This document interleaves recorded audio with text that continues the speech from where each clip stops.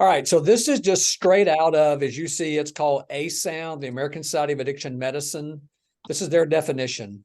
Treatable chronic medical disease, medical model, Western medicine, involving complex interactions, brain circuits, genetics, environment, and life experiences. So just know that from the very beginning, that medicine says, hey, it includes genetics, it includes neuroscience, we're talking about today, how a person grew up, the environment, and what they experienced in that environment. People with addiction use substances or engage in behaviors. Most of ours is going to be behavioral. Even the addictive circuit that forms in the brain around anxiety and depression, with behavior, they become compulsive and often continue despite harmful consequences. You can write in your notes, what addiction really comes down to is its repetition compulsion. I become compelled to repeat what I've repeated before. That has to do with the dopamine pathway. We're going to look at some stuff around that specifically later. Here's a working definition that we used. Well, how come that's not going forward? Wait a minute. Okay, I'll do this. There you go. Working definition we used for years at CPE and other places. What addiction really is, it's the compulsion around doing something through repetition to attempt a full life without paying the price of feeling fully. So just remember, addiction is a feelings disease. And by disease, the American Medical Association several decades ago said that the main, not the only, but the main criteria of disease is that it is phenomenological, which means it can be observed. So you can pull liver enzymes, et cetera, and you can see a cirrhotic liver, for instance. So it's phenomenological, it's observable. It's progressive, like it doesn't get better on its own, it gets worse, and can be fatal if not addressed. And so the story is around that this is anecdotal, what I was told happened. The group of physicians who were wanting addiction to be cataloged as a disease brought a slide or whatever they were doing back in the 50s to the AMA meeting, and they put up those three criteria and the others, and they asked the audience to guess the condition, and the guesses were primarily diabetes. And the doctors who presented it said, no, it's addiction. And so then they voted and said, yep, okay. So it's okay to call addiction disease. So it's a feelings disease, and it is an attempt, it's an impaired attempt at reaching for a full life or a way to live fully without having to identify, explore, and express feelings, as we would say it. This is from Daniel Sumrock, and this is, a lot of us do this, if not everyone does this with our clients. We talk about the 10 most painful, for instance. I just want you to read this. Sumrock is brilliant. I've had the misfortune of speaking alongside him at several conferences, and he gets up and wows the crowd with science, and I get up and talk about feelings. But here's what he says. It shouldn't be called addiction. It should be called ritualized compulsive. There's compulsion, repetition, compulsion, comfort seeking. And get what he says here, that addiction is a normal response to the adversity experienced in childhood. And he says it's just as normal as bleeding is to being stabbed. So we wouldn't imagine if someone gets stabbed, them not bleeding. And Sumrock, who's done loads of research on this, this guy's brilliant. Love being with him. He's a great guy to have coffee with too. But Daniel says that as natural as breathing is to being stabbed, this ritualized comfort seeking that we call addiction is a response to adverse childhood experiences. So most of you, if not all, are familiar with ACEs. They're at the top of the slide. Adverse childhood experiences, of course, lowercase s because plural. His research has found that over 90% of individuals suffering from addiction of all kinds experience childhood trauma. And then the difference of ACEs. I just put this slide on here. If you want a copy of that, you can access these slides later. it's this page right here, and right across the front of that website I just had on, this website right here, right across the front, it's the American Society for Positive Care of Children. You can click on that, and I would encourage you to take it for yourself. So you can go to this website here and take that ACEs for yourself. That way you know, when I got certified for the SYMBIS for premarital, Sheila and I took it, been married over 30 years. We took it just to have the experience of taking the inventory. Really good idea for you to go in and take the ACEs for yourself. You can find it there. This is just a quick run through. We're not going to read all these, but these are the type questions. These are the questions on the ACEs inventory that people will be answering, that you'll be answering. For instance, the next to last one there, did you often or very often feel that no one in your family loved you or thought you were important or special? We would call that belonging and mattering. Your family didn't look out for each other, feel close to each other, support each other. It's a need for security and safety, for instance. So as you take that ACEs, be thinking about kind of what we use as our resources, like the two base needs, belonging and mattering, just in those two questions, for example, the need for safety and security in that next to last one. So as you take it, kind of go to school on it. These are the other questions. Just want you to have a run through of what those questions are like and the questions people are answering, and really encourage you to take that for yourself. As Sumrock said, when you grow up in a home and you have a high ACEs score, or the people you work with has a high ACEs score, it's going to feel silly to not do something to make that pain go away. And that's where our relationship with clients comes in. We're going to talk about connectivity in two different contexts at the very end of today. But that's this ACEs score, these ACEs questions. What these are really questions are, they're questions about attachment. If you look at every one of these questions, they come down to how attached were you relationally to the people that raised you. And so that's really at the core of every question, which makes it need to be the core of our attachment work with clients. So any questions before we get into the brain? Anybody have anything that comes up for them? A question about that, a clarification? We're going really fast.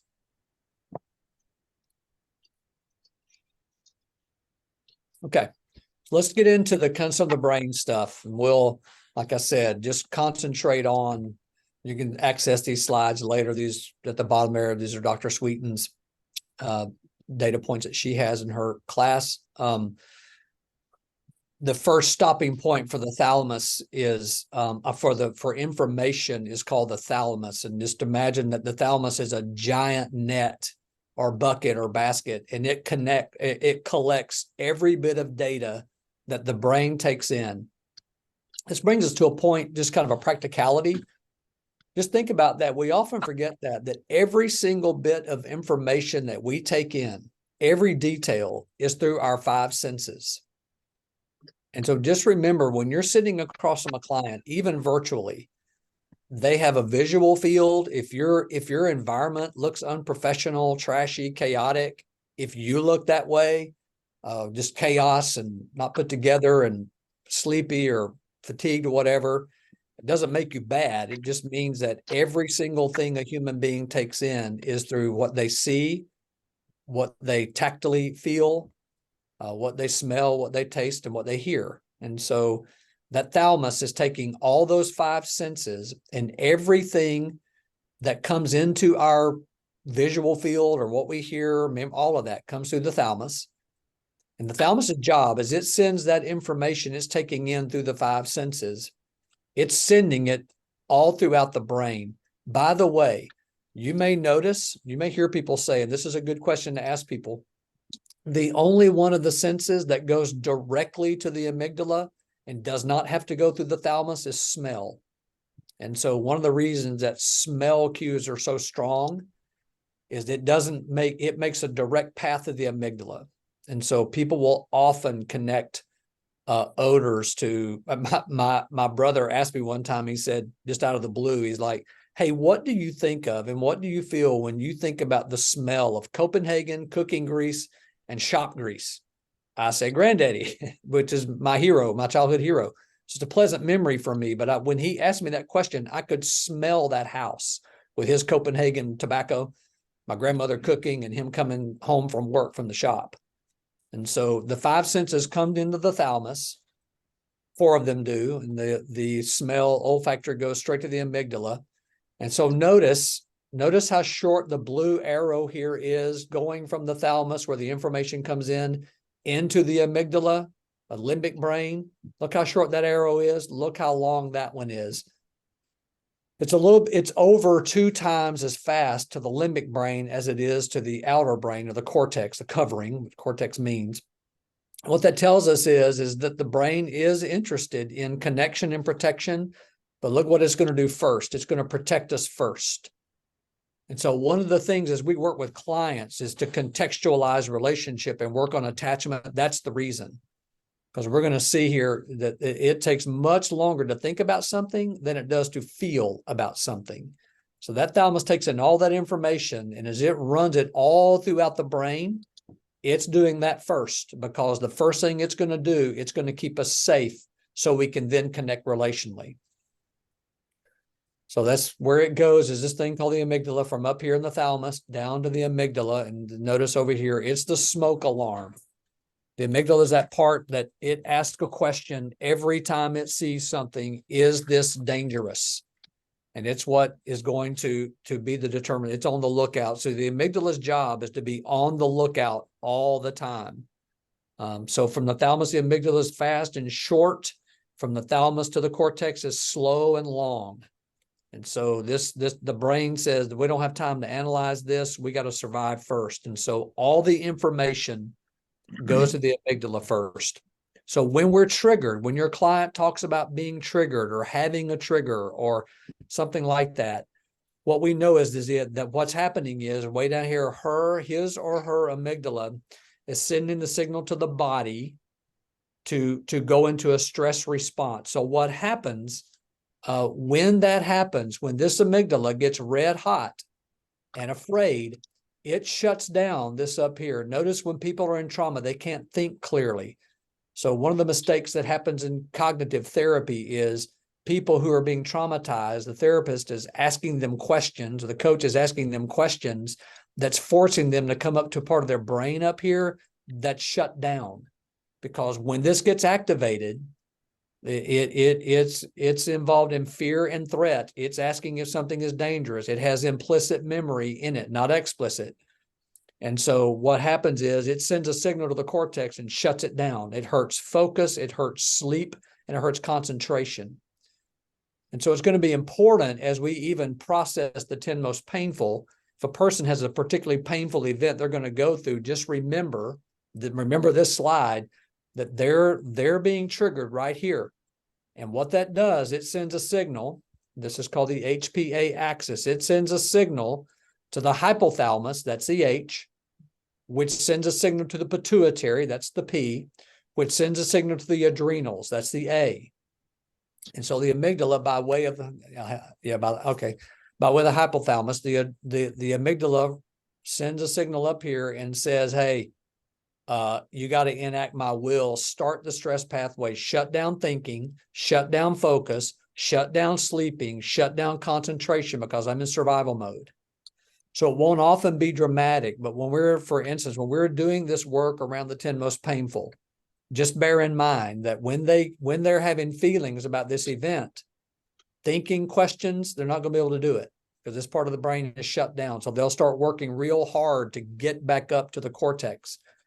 And that doesn't mean we process trauma like they're in therapy, because we're not therapists, we're coaches. What that means is just be aware of that, and maybe even tell them that, like, hey, as we start talking about this number 3 on your list, I know you'll have feelings about that. I'm going to help you connect feelings to this story. And I'm going to do that throughout our work, because as I connect feelings to this story, this settles down because I'm paying attention to it, and you can remain focused. So this hippocampus, the hippocampus is the neighbor. Notice the amygdala is down here. The hippocampus is the next door neighbor of this. The hypothalamus is over here. Hippocampus is here. Amygdala is here. And so that amygdala is always looking out for fear. It's always doing that. And if it runs into that kind of stressor, it's going to shut down that thinking and focus and sleep. It's what keeps people awake at night, because doesn't want to go to sleep to be unprotected. And so the hippocampus is who, if you let me use that wording, the hippocampus is who the amygdala asked the question of. Remember the amygdala says, is this dangerous? Well, the hippocampus is the one that answers that question, yes or no. So it has explicit memory. It's involved in learning and memory. So it learns things about people. It learns things about events, and it holds that memory. And so most of you know, if not all of you know, I'm really, really, really afraid of dogs. I'm really afraid of them. And so when I hear a dog bark, or I'm walking or running in a hiking trail or something, and I see or hear a dog, my amygdala asks my hippocampus, is that dangerous? My hippocampus goes, yes, that is really dangerous. And so I go into that stress response when I see or hear a dog. And so one way to think about this is the amygdala, this part of the brain that's signaling fear, it can be thought of as being the heater, and this hippocampus is the air conditioner. And so we paying attention to what our explicit memories are. We're helping people connect feelings to the trauma. That's bringing them back up here to this cortex, and it's making you, as their coach, and that event less dangerous to them as they talk it through. You're connecting with them virtually most of the time. You're connecting with them. And when you're helping them give feelings to that memory, you're telling that hippocampus, we're going to be okay. And the air conditioner comes on and it cools down this red, where did my cursor go? This red hot amygdala down here. This hippocampus will cool it down. So the amygdala can say to the hypothalamus, hey, you don't have to send any more cortisol. We're good here. So kind of coattailing on connecting feelings with experience. This right here, notice this overlap right here. So the cingulate cortex, it's a liaison. Notice that part of the green is in the upper brain, part of the green's in the lower brain, this intersection right here. And so that cingulate cortex, when we're helping them connect feelings to trauma, remember, trauma is connected to addiction. When we're helping them connect feelings to trauma, that's what's becoming activated. There's a liaison. This liaison, we'll call her a she. The cingulate cortex, CC has 1 foot in the thinking brain, and she has 1 foot in the feeling brain. And so she pulls words from the thinking brain to tell the story from the limbic brain. That's where we talk about regulating emotion. That's what's happening there. That part of the brain, the cingulate cortex, she is the liaison. She's moving back and forth between parts of the brain. She's getting information from the amygdala.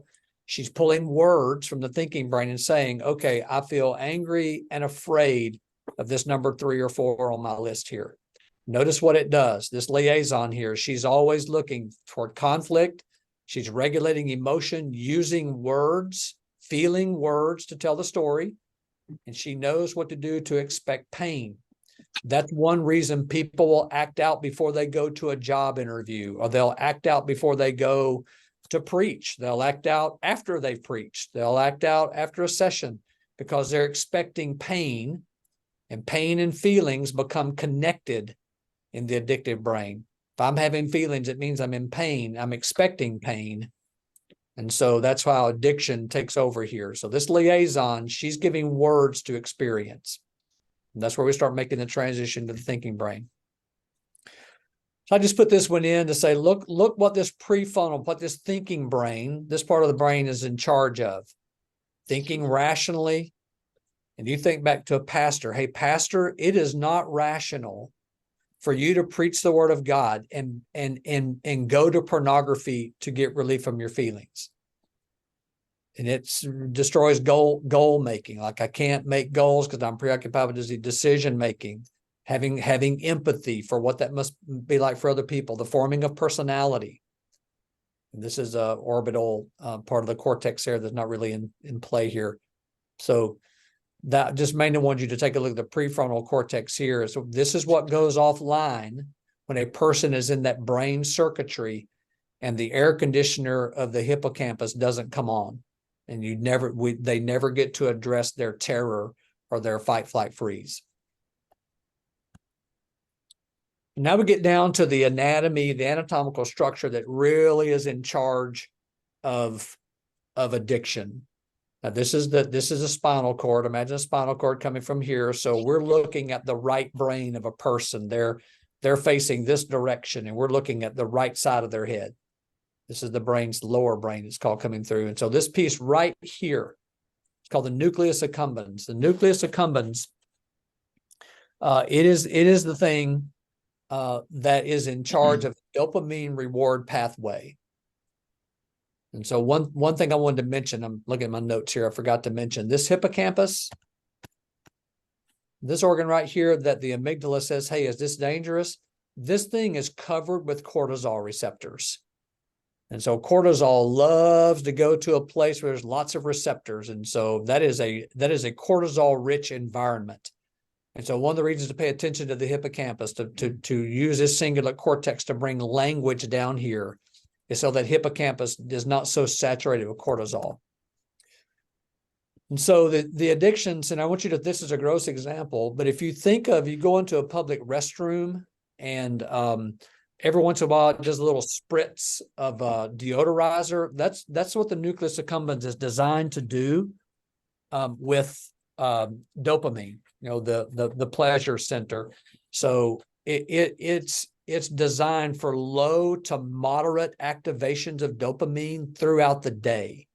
So it's designed to, you wake up in the morning and you got that cup of coffee, you got your Bible or your devotional material or your computer where you read devotional. This is where I do mine, read them from different places, streams in the desert, different places. And then I walk up my stairs, I have windows that face east. I look up there, the sun's coming up, and like, man, little spritzes of dopamine throughout the morning. And so we're made, and throughout the day, a conversation with a friend, a really good session with someone, really getting a text that says, hey man, that was really helpful, thank you so much. That gives a little spritz of dopamine. We're made for that. We're made to have that pleasure, relational pleasure.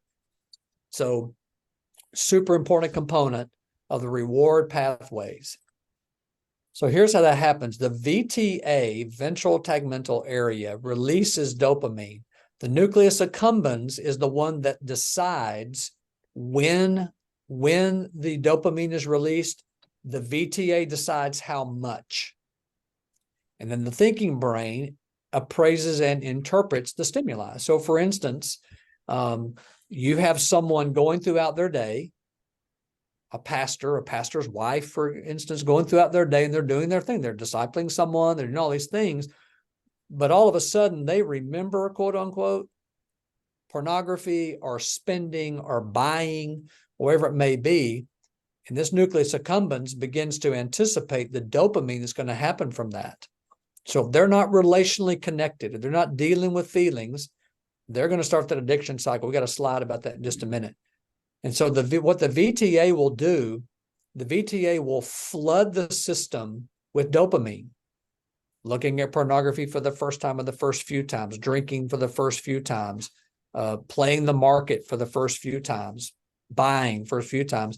But then eventually this VTA will go, man, this is way too much dopamine for that. So the VTA will start backing off the dopamine.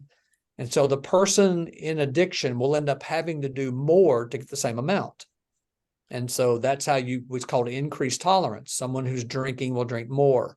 Someone who's doing gummies will do more gummies. Someone looking at pornography will up the amount of pornography or up the type of pornography. In other words, maybe moving from still pictures to videos, for instance. And so that's that increased tolerance because there's less dopamine being released to the system by the VTA. So we're all familiar with this, right? Like what constitutes an event for an active addict? Breathing, right? When an addict is alive, is breathing. So we know we're made to have feelings about events, needs, desire, longings, and hope, right? So there's the desire that gets hatched. What begins to happen when the addict, just think about the brain context. When that happens, the addict begins to find a way. I got to find a way to get away from this pain because my amygdala is asking my hippocampus, is life dangerous? And hippocampus is going, yes, it sure is. You need to get away from all this. So where we start with preoccupation, that immediately begins anticipatory dopamine. We think about pornography, we think about alcohol, we think about buying something, we think about scrolling, we think about how many likes we get on our post or whatever. That already starts that VTA to send dopamine through the reward system of the brain. And then we move from preoccupation into ritualization. We start creating an outward environment that will support the acting out or the drinking. Like the alcoholic goes to the liquor store. The alcoholic has gone to the liquor store the day before, remembering, oh, good, it's Friday. I don't have to work tomorrow, so I can really lay it on thick. He goes home and he has a ritual of talking about how tired he is, so he can go into his bedroom and drink, quote unquote, rest.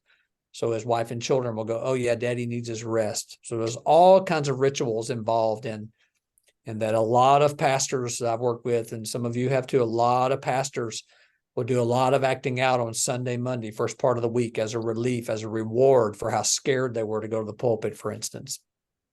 Then there's the acting out. And then the despair, by the way, is connected with stress. If you have a client who talks and uses the word stress a lot, stress is an engineering term that was never designed for humans. It was designed for things, how much pressure something can bear at one point. And so this kind of despair is a despair that says, I couldn't do it by myself again. I failed again. So I'll double down and try harder, learn more, be better. Rather than grieving their powerlessness, their despair will say, I have to do something more, harder, better, whatever, try harder.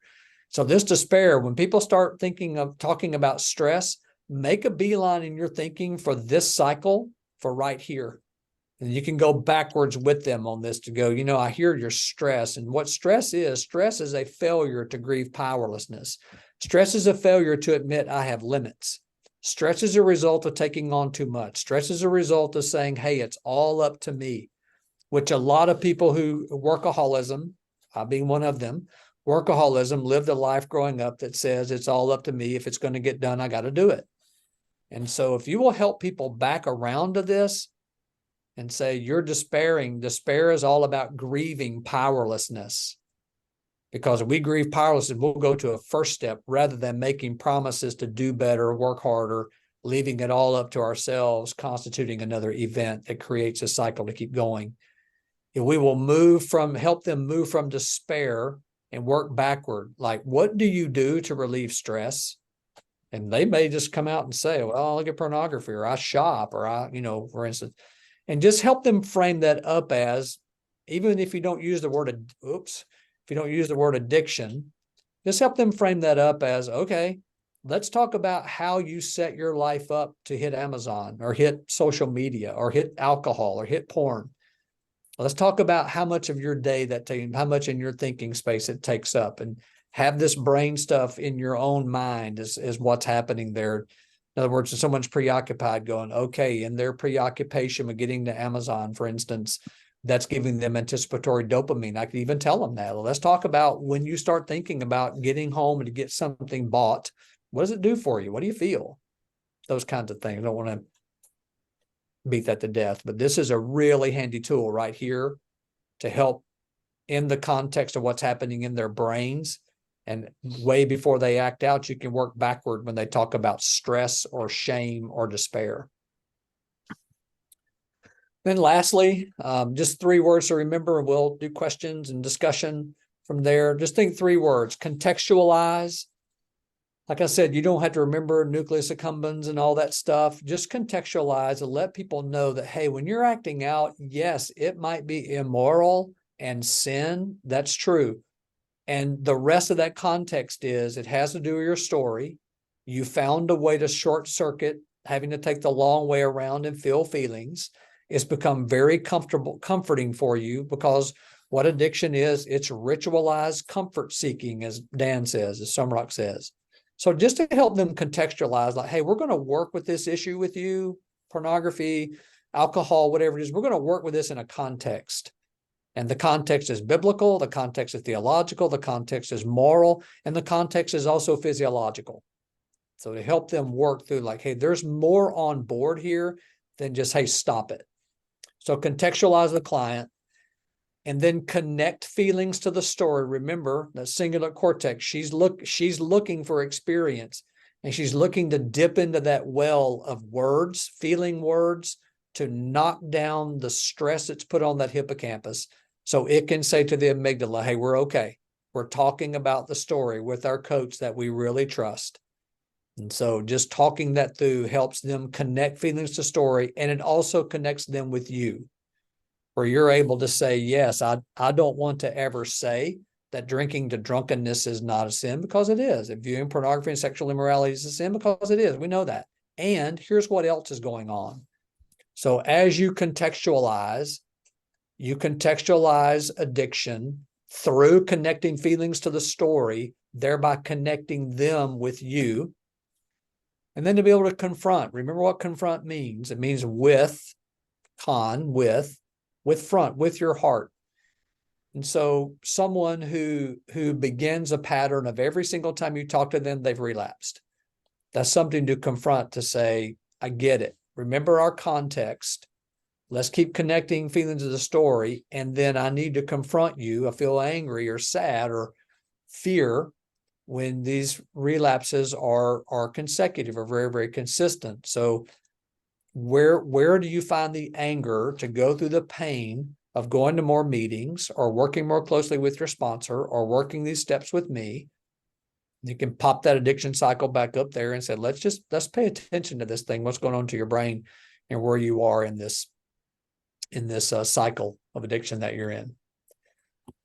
So help them contextualize it beyond, don't exclude biblical, but beyond the biblical, into physiological, environmental, story, comfort seeking.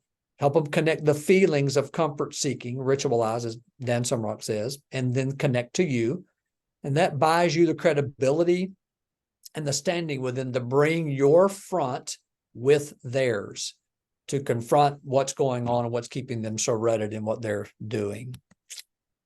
So let me escape there. Man, if only, there it is. Okay.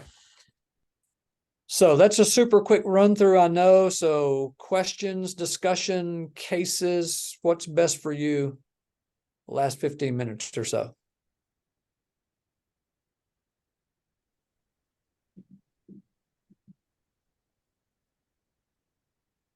Anything unclear to you? Anything we need to go back and look at again?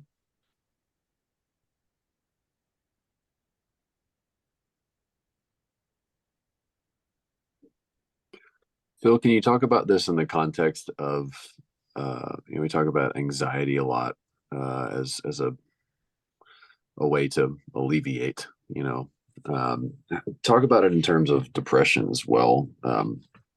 This whole cycle. Yeah.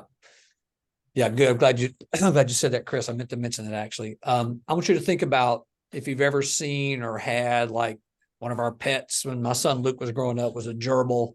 Those little see-through balls you can put a gerbil in, they just run around the room. Think about that little see-through ball. And that's what both anxiety and depression do. They create inside the person who's anxious, a little ball they can get in to protect themselves. So anxiety makes the promise. The promise of anxiety is the worst thing that will happen to you is that you will see it coming. Like your worst fear may happen, but anxiety says, hey, if you stay hypervigilant, if your hippocampus stays saturated with cortisol and you're hypervigilant and you're paying attention, you're worried, you're fretting, it won't sneak up on you. Like, well, at least I saw it coming. That's what anxiety promises. That I can be hypervigilant enough to not ever be surprised. Because a literal startle reflex is when you surprise someone. Well, surprises don't just mean someone jumping from behind a door. Surprise is, oh no, I got a diagnosis or I got this news. I didn't know it was coming. So the hippocampus goes, okay, it's dangerous to not know, so stay alert. And depression is the same way. Depression is that idea of resignation that says, hey, I'm going to resign. The old joke, you can't fire me, I'll quit.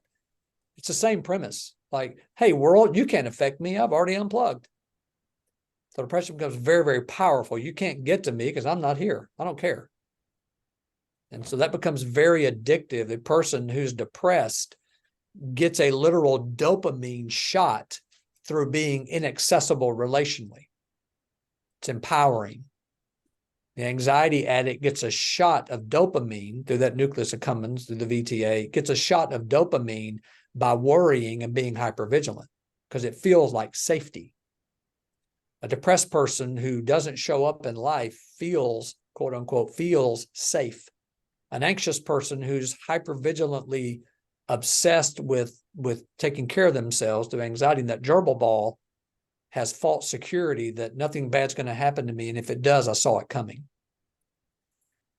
And so it's very much like what alcohol does. People call alcohol liquid courage. Like, you can't bother me. I've lost my inhibition. I'm drunk. I don't care. That's exactly what anxiety and depression does. You can't get to me. I'm in the gerbil ball. Phil, is it accurate to say then that the promise of depression is when the worst thing that happens to me, I won't feel it? Yeah, I saw that coming and I won't feel it. Yes. And just think about what anxiety does to cortisol. Remember, guys, cortisol will literally keep the body from feeling pain. Like, we put cortisone on something so it won't itch, so we won't feel the effects of it. That's cortisone. Well, cortisol is his first cousin, right? And so cortisol says, I won't feel anything. And so you have you mothers on this call will recognize this, like a person, whoever's size, will pull a shelf full of paint off their baby if it falls over on top of them, like Superman, because they don't feel the pain and they have super strength. So cortisol is powerful. And so if I have cortisol coursing in my body and anxiety, you literally can't hurt me. Think about running from an animal. You're running through briars, jumping over fences, getting cut up. You don't feel it because you got cortisol running through your body. And so, again, your right brain doesn't know the difference between being cut to ribbons by a barbed wire fence or being cut to ribbons by someone's words or a diagnosis. So cortisol is cortisol. It's going to make you impervious to pain. And depression does the same thing by lowering of dopamine and serotonin and not caring. I won't feel this. There's an old adage that, how did Paul end up being so bold? And the answer is you can't threaten a dead man. That's like depression. You can't instigate a dead person. They're insulated. They're in the gerbil ball. Can't get to them. And it becomes very, very addictive. It's very powerful. So you're saying, let me get this clear. You're saying that there's the cortisol hit comes from both depression and anxiety. That's what's in the ball. More openly in anxiety. Yes. How depression different? Yeah. Let's explain how depression works differently. The cortisol is not bad. Cortisol is good. Like, God gave us cortisol for protection and for movement. Like, if something falls over on your baby, that 100-pound mom wants to pull that shelf off of them. So cortisol is great. Now I want to get away from danger. I said before, like, rage isn't always bad. If someone's breaking into my house at night, I want to rage, get them out of my house. So we're not talking about a bad chemical. But what happens is when cortisol in anxiety gets to such a high level, it gets linked with being necessary to live. As it drops, the depressed person, when you try to get to a depressed person, they get a reward from keeping you away, because people represent pain. Relationship represents pain. Getting up and moving represents pain, and it feels more powerful to be here. So the dopamine rises in some ways as a reward pathway because it feels so powerful to not be gotten to. And sometimes people will sleep. So it's not necessarily cortisol filled, because people will sleep like crazy because cortisol is so low when they're depressed. But sometimes there is a cortisol hit because it's energizing to rebuff people relationally. And that's often a hidden gem in Chris's question about depression and anxiety is like, no, we're getting a chemical hit off both of those because they're both very powerful to create that ball around the gerbil. And that's where sometimes I've even told people both in here at CPE and coaching clients, I've used that example. I'm just so anxious. I'm so anxious. I'm anxious. Let's picture you as being like a gerbil, but you're in a human-sized ball. I can see you right now and you can see me, but I can't get to you. And so here's what that's about. If you're anxious, I hear a lot of in cohorts, we talk a lot about anxious clients. Like if you're full of anxiety, you've got this chemical in that ball with you called cortisol. It's very powerful. And so how do you lower that? Well, there's a part of your brain that's really reaching for words to give words, feeling words to the story that's creating that cortisol. So let's use words, and here they are, these 8 words. Let's use these words right here. So that part of this liaison in your brain can bring those words over where some of that cortisol settles down. You can stay on your ball for now, but let's get some of the liquid out of the way where we can see each other clearly. And using words is what does that. And I will say to them also, you've become in an addictive relationship with this chemical. And so we're going to deal with how your brain is in a circuit to rely on anxiety to make you safe.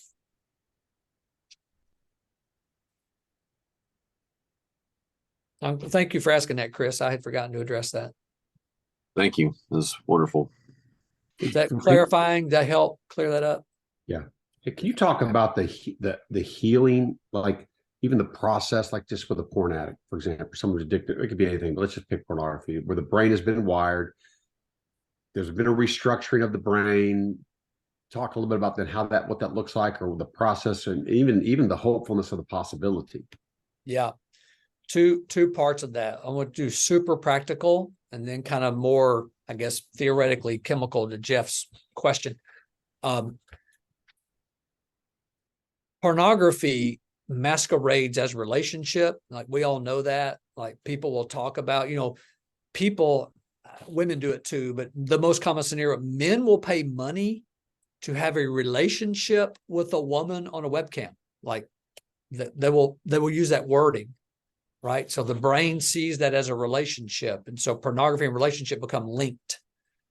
And so I will make that very overt as well. Like I want you to have a relationship with me, and I want to be that all-seeing eye. It's what a sponsor does. A sponsor becomes the ego eye, the identity eye of the sponsee.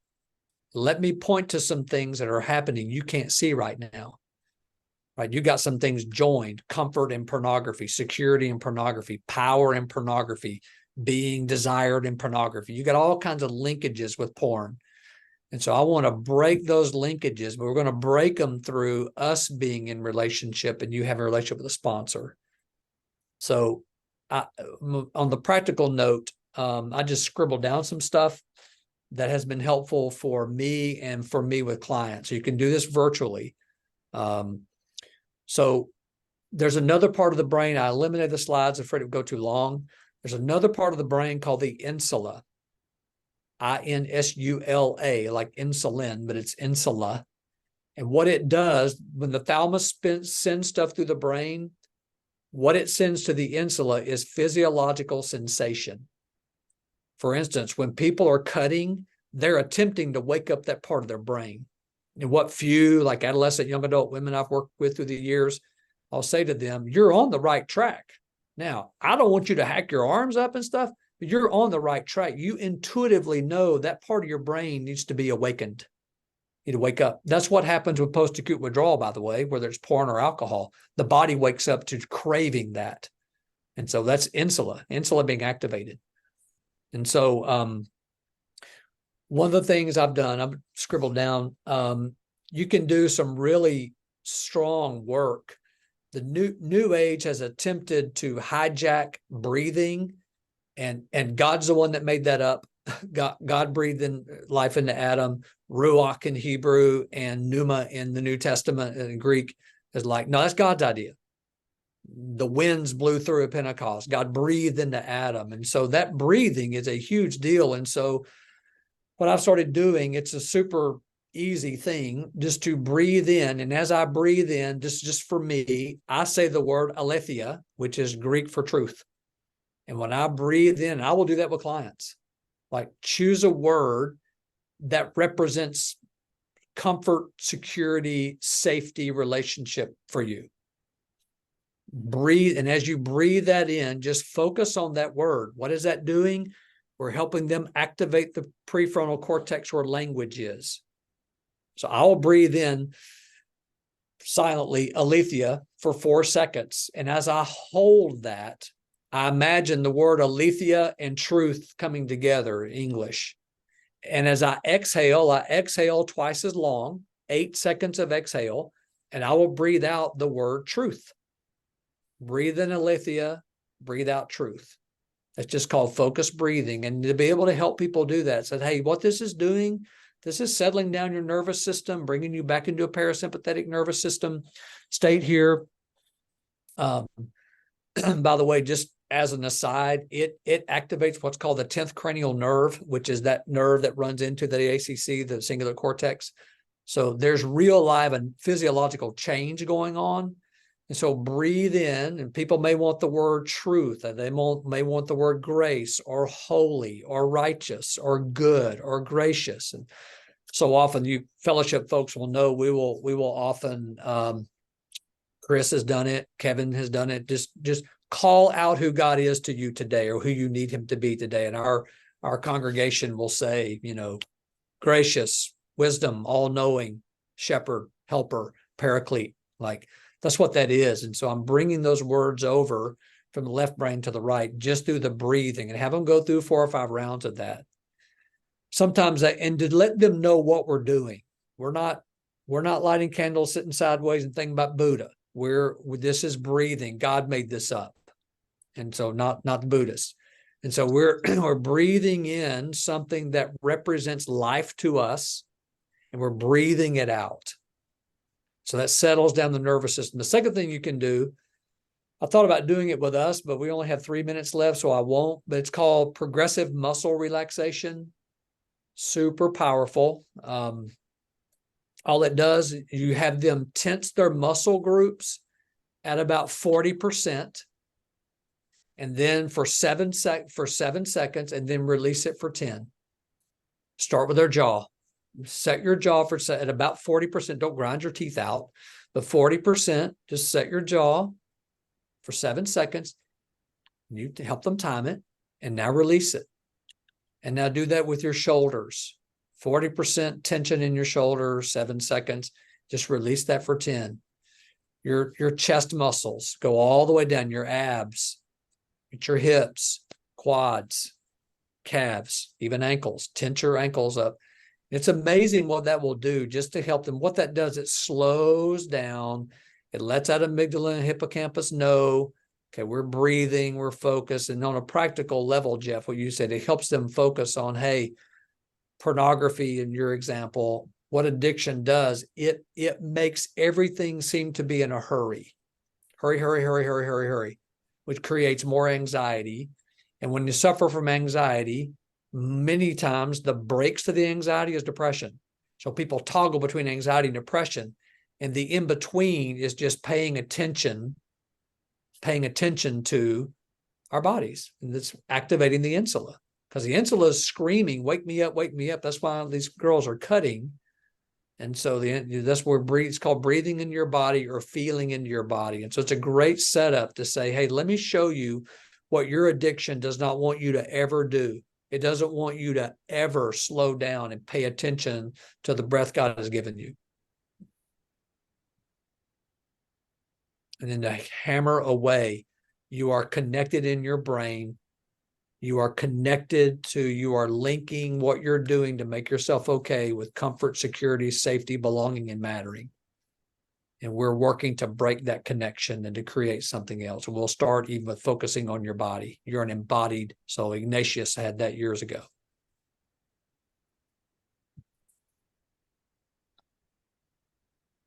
That was 6 million words for a 7-word question, but hopefully it was clear.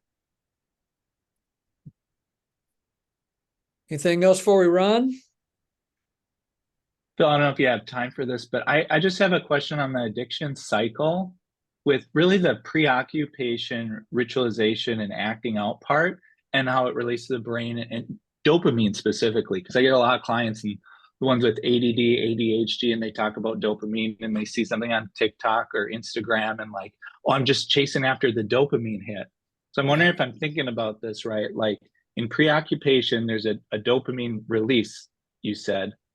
And in that, does that kind of say, all right, as you move towards ritualization, you're going to get rewarded. You're going to get more. And then in the acting out, there's also a dopamine hit that comes through the acting out process. Is that how you connect those two in that spot? Yes. And what you can say to them is, it's like a vacation. Looking at the websites and the photographs of where you're going on vacation is sometimes more satisfactory than the vacation itself. Same principle. The anticipation of the dopamine, the anticipatory dopamine is often more powerful than the actual dopamine, which what does that say to the nucleus accumbens? We need more. And so when I act out and I get satiated through the acting out, drunk, orgasm, bought the consumer good, whatever it may be, gambled and hit it big in blackjack, whatever the addiction may be, once I've consummated the dopamine hit, that immediately sets me up to want more because I won't go back to that anticipation. That's how, when we help people when they get to the despair piece, deal with your powerlessness. Because if they don't, they're going to make promises, and making promises. I've told people for years, like, man, I threw away $10,000 worth of good Leonard Skinner music. I thought the devil was making me drink with Leonard Skinner. Turned out it wasn't. Ronnie Van Zant had nothing to do with that at all. But so I was trying to do these things in my despair to not drink anymore. And so, like, no, surrender to the powerlessness, because if that doesn't get interrupted, working backwards like we talked about, that's immediately after that despair wanes, and we will often comfort ourselves with making those promises, which is also dopamine. Oh, I'm never doing it again. Okay, that was it. That was it. Last time. That's it. That's even dopamine. Well, that's going to wane when I start having feelings again, and that's going to remind me, oh, I know how to get this. And so what they're talking about, they learned that phrase, chasing dopamine. They'll often think about, I'm chasing dopamine when I can get to porn or alcohol. Like, you're chasing dopamine with even thinking about it. And that's where, I think I told y'all this story. My sponsor, then I got sober back when Ty Cobb was a rookie, just after Edison invented all this stuff. But we didn't have cell phones. And so he told me, he said, you make sure you have a sandwich bag full of quarters everywhere you go. And so I kept calling him from the liquor store parking lot. He said, next time you call me from the parking lot, I'm firing you. Well, I tested him and he fired me. But what he was talking about was, it's too late when you get to the parking lot. It's too late when you're about to act out. Call me when you think about it. What he was saying, when Eugene did, I promise you, Eugene didn't know this. What he was saying was, when you get that first dopamine hit, that's huge. It's going to drive you to get to the ultimate payoff. Call me then. So that's what you're talking about, Bryce, is right on. If you can bring them back in that cycle to the preoccupation piece. Thanks, that was helpful. And to even say, hey, when you mention it to me that you're chasing dopamine, you're getting dopamine. Talking about it, because it sends the message, oh, if I got it figured out, I'm okay. Yeah. Anything else before we run? All right. Thank you, friends. Hope it's helpful. Thank you, Phil. See you soon. Thanks, Phil.